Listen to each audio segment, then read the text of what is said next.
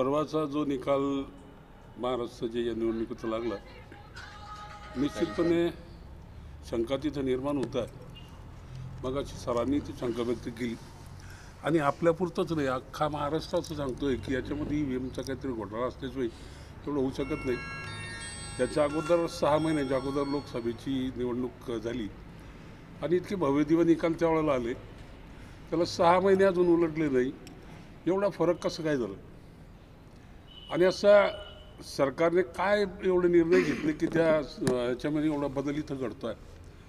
तुमची लाडकी बहीण असेल, विम्याचा प्रश्न असेल, एवढं झालं.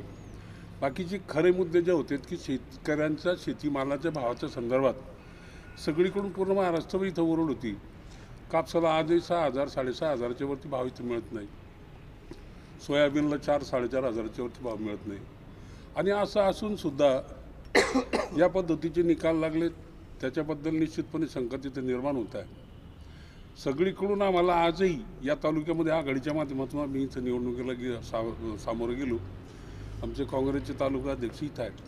अतिशय चांगल्या पद्धतीनं तयारी आमची या निवडणुकीसाठी होती.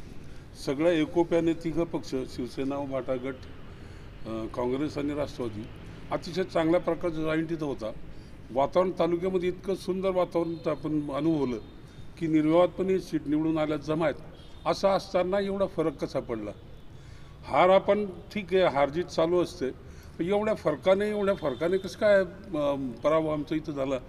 याच्या बाबतीत आमचीच नाही, सगळ्याच जनतेची इथं नाराजी इथं व्यक्त होत आहे.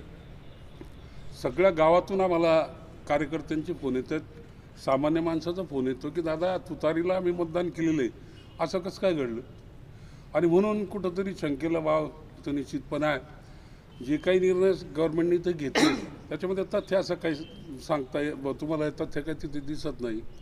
तुमच्या लाडक्या बहिणीच्या संदर्भात असेल, आता निवडणूक जिंकायची होती म्हणून त्यांनी ते पैसे 2-3 महिन्यांचे काय तुम्हाला ॲडव्हान्स हातात दिले.